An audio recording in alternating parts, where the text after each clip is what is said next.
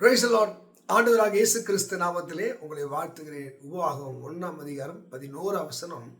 இப்பொழுது இருக்கிறதை பார்க்கிலும் 1000 மடங்கு அதிகமாகும்படி. நம்ம இப்போ இருக்கிற அந்த ஜீரோ அது 1000 மடங்கு அதிகமாகுமா?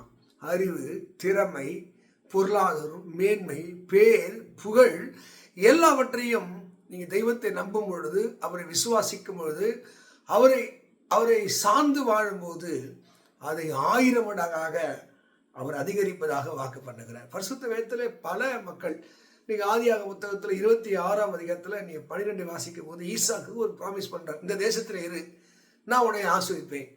பாருங்க, கீழ்ப்படியும் போது அவர் நமக்கு இருக்கிற ஞானத்தை, அறிவை, பொருளாதாரத்தை 1000 மடங்கு அவர் ஆசீர்வதிக்கிறவராக இருக்கிறார். பாருங்க, ஈசாக்கு அந்த வறுமையான பஞ்சமான இடத்திலே அவன் விதை விதைக்கிற போது அந்த விதை இதனுடைய கருணையினாலே, அருளாலே, ஆசீர்வத்தினாலே காய்ந்து போன கட்டாந்திரையிலே ஆண்டவர் விதை விதைக்க சொல்லி அதில் கீழ்ப்படியும் போது இயற்கைக்கு அப்பாற்பட்ட அந்த ஞானமும் அறிவும் அற்புதத்தை செய்யக்கூடிய வல்லமை தேவனிடத்திலே உண்டு.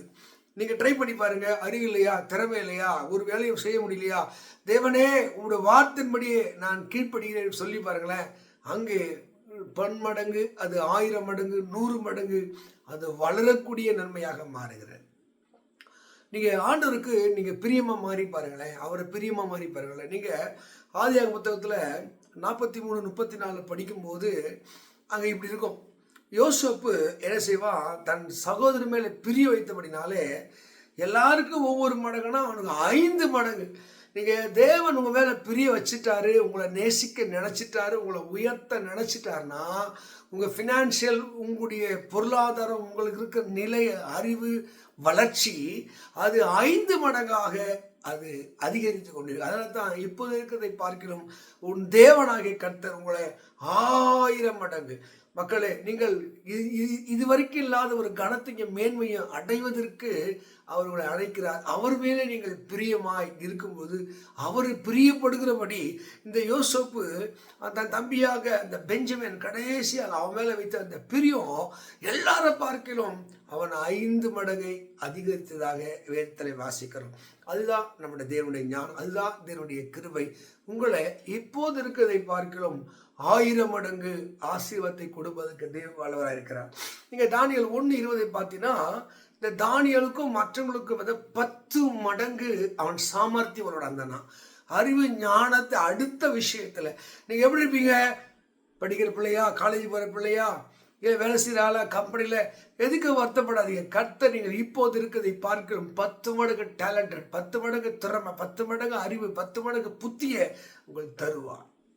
அதுதான் லூக்கா 19 வாசிக்கும் போது ஆளுங்க ஒருத்தர் ஒரு விதையை கொடுத்தாங்களாம், ஒரு ஒன்றை வாங்கிட்டு போய் 10 மாற்று. உங்களுக்கு கொடுக்கப்பட்ட அந்த திறமை, அறிவு, ஞானத்தை இயேசு மேலே, தெய்வத்தின் மேலே நம்பிக்கை வைக்கிற போது, அவரை சார்ந்து வாழ்கிற போது அவர் அதை 10 மடங்காக சாமர்த்தியத்தை, ஞானத்தை, அறிவை கொடுத்து அதை பெருக பண்ணுகிறார்.